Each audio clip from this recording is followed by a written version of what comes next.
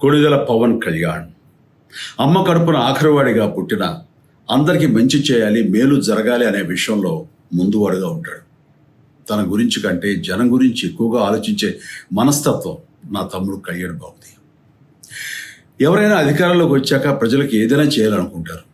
కానీ కళ్యాణ్ తన సొంత సంపాదనని కౌలు రైతులు కన్నీళ్లు తుడిచేందుకు ఖర్చు పెట్టడం, సరిహద్దు దగ్గర ప్రాణాలొడ్డి పోరాడే జవాన్ కోసం పెద్ద మొత్తం అందివ్వటం, అలాగే మత్స్యకారులు ఇంకా ఎందరికో తాను చేసిన సహాయం చూస్తుంటే ఇలాంటి నాయకుడు కదా జనానికి కావాల్సింది అనిపిస్తుంది.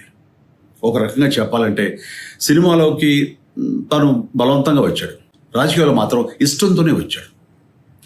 ఏ తల్లికైనా తన కొడుకు కష్టపడుతుంటే గుండె తరుక్కుపోతుంది. అలాగే ఏ అన్నకైనా తన తమ్ముడు అనవసరంగా మాటలు పడుతుంటే బాధ వేస్తుంది. అలా బాధపడుతున్న నా తల్లికి ఈ అన్నయ్యగా ఒక మాట చెప్పాను. నీ కొడుకు ఎంతోమంది తల్లుల కోసం, వాళ్ళ బిడ్డల భవిష్యత్తు కోసం చేసే యుద్ధం అమ్మా ఇది. మన బాధ కంటే అది ఎంతో గొప్పది అన్నాను. అన్యాయాన్ని ఎదిరించకుండా మౌనంగా ఉండే మంచివాళ్ళ వల్లనే ప్రజాస్వామ్యం మరింత నష్టం అని నమ్మి జనం కోసం జన సైనికుడు అయ్యాడు. తాను బలంగా నమ్మిన సిద్ధాంతం కోసం తన జీవితం రాజకీయాల్లోకి అంకితం చేసిన శక్తిశాలి పవన్ కళ్యాణ్. ప్రజల కోసం, రాష్ట్ర భవిష్యత్తు కోసం ఆ శక్తిని వినియోగించాలి అంటే చట్టసభలో అతని గొంతు మనం వినాలి.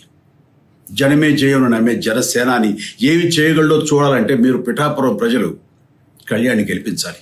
మీకు సేవకుడుగా, సైనికుడుగా అండగా నిలబడతాడు. మీకోసం ఏమైనా సరే కలబడతాడు, మీ కళ నిజం చేస్తాడు. పిఠాపురం వాస్తవ్యులకు మీ చిరంజీవి విన్నపం.